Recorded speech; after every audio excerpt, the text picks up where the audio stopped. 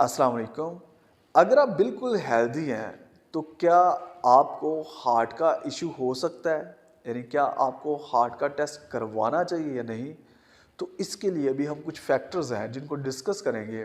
अगर वो फैक्टर्स आप में ज़्यादा हैं, यानी एक तो ये है कि वो फैक्टर्स आप में ज़्यादा हैं, दूसरा वो फैक्टर्स शिद्दत में भी ज़्यादा हैं और आपकी उम्र भी ज़्यादा है, तो फिर इट मीन्स कि आपको हार्ट के कुछ टेस्ट जो कि मैं बाद में बताऊंगा वो करवा लेने चाहिए। तो अभी हम उन फैक्टर्स को डिस्कस करेंगे कि जो हार्ट की डिजीज़ की इंडिकेशन होते हैं या जो हार्ट की डिजीज़ का बायस बनते हैं।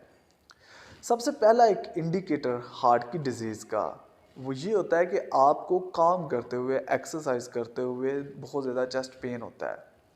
यानी आप वॉक करें, एक्सरसाइज करें या कोई भी मेहनत तलब काम करें तो आपके चेस्ट पे प्रेशर बनेगा।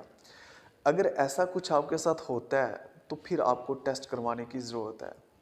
जो दूसरी चीज़ है वो ये है कि आपका अगर कोलेस्ट्रॉल बढ़ा हुआ है, यानी आपका कोलेस्ट्रॉल, अगर आप हेल्दी हैं और आपका कोलेस्ट्रॉल 200 से कम है तो फिर ओके है।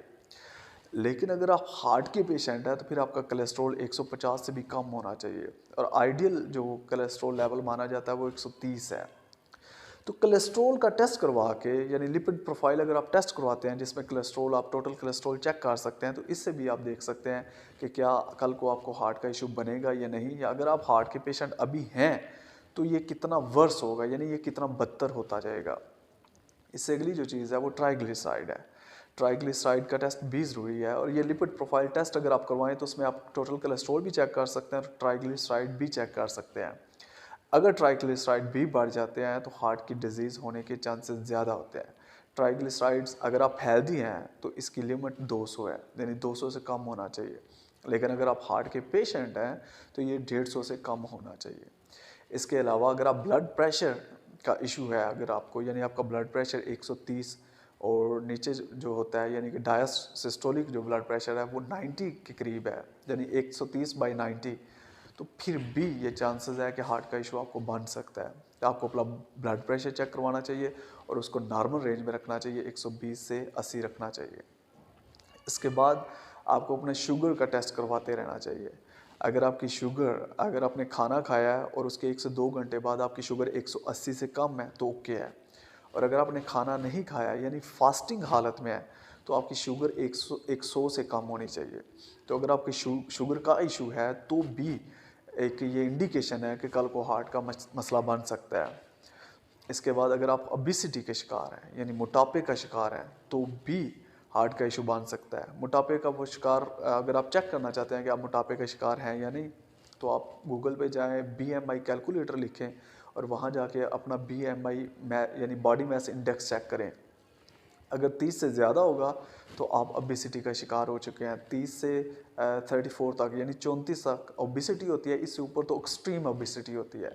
तो अगर आप ओबेसिटी का शिकार है, मोटापे का शिकार है, तो भी ये एक फैक्टर है, ये एक इंडिकेशन है कि कल को हार्ट के चांसेस हो सकते हैं। इसके अलावा अगर आप स्मोकिंग या ड्रग्स लेते हैं तो भी बहुत ज़्यादा चांसेस है कि कल को हार्ट का इशू आपको बन सकता है, क्योंकि जो स्मोकिंग होती है या ड्रग्स होते हैं ये हार्ट की जो ट्यूब्स हैं इनको नैरो कर देते हैं, जिससे कल को हार्ट अटैक होने के बहुत ज़्यादा चांसेस होते हैं। इसके अलावा अगर आप नॉन वेज हैं, यानी आप सब्ज़ी और जो फ्रूट है उसको बहुत थोड़ा खाते हैं और जो बाकी जंक फूड है उसको बहुत ज़्यादा खाते हैं, यानी एनिमल फूड ज़्यादा खाते हैं या तली हुई चीज़ें ज़्यादा खाते हैं, इनका शौक़ रखते हैं, या बेकरी की चीज़ें ज़्यादा खाते हैं, तो भी ये चीज़ कल को आपको हार्ट का इशू बना सकती है। इसके अलावा अगर आप वॉक नहीं करते तो भी ये एक कह लें कि बहुत बुरी एक चीज़ है, ये कल को आपको हार्ट का इशू बना सकती है। वॉक या एक्सरसाइज क्या करती है कि ये जितनी भी ऊपर चीज़ें बताई थी मैंने, शुगर, कोलेस्ट्रॉल और ओबेसिटी वगैरह, इनको ये कंट्रोल करती है, चेक एंड बैलेंस करती है। तो वॉक या एक्सरसाइज मस्ट होनी चाहिए। तो ये वो फैक्टर्स हैं, ये वो चीज़ें हैं जिनको आपको जानना ज़रूरी है।